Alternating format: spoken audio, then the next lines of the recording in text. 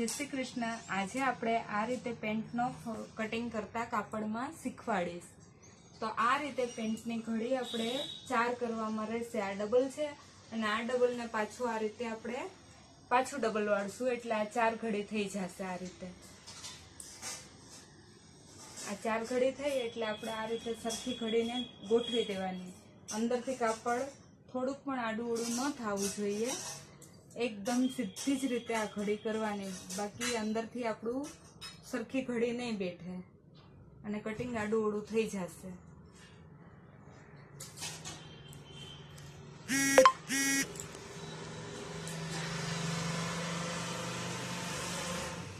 पेंटनुं माप आपणे आ रीते राखशुं।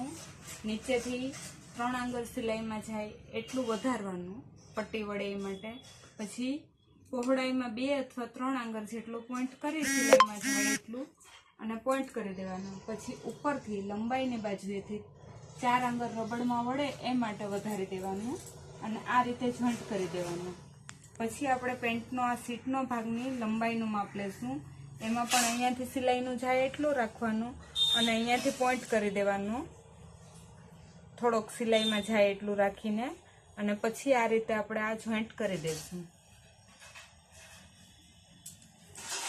અને આને અડધા ઇંચ જેટલું અંદર આમ રાખી અને આમ ગોળાઈમાં શેપ આપવામાં આવશે આ સીટના ભાગનું, અને આમાંથી પણ ગોળાઈમાં થોડુંક શેપ આપવામાં આવશે।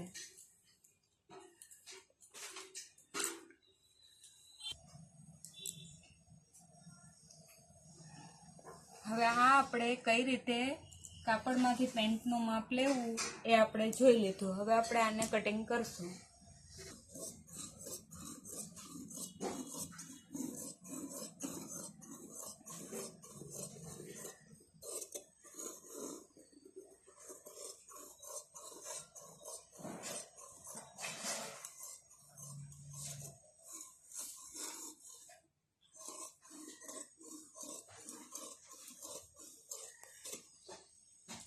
आ बंध घड़ी पण कटिंग करवानी रहेशे।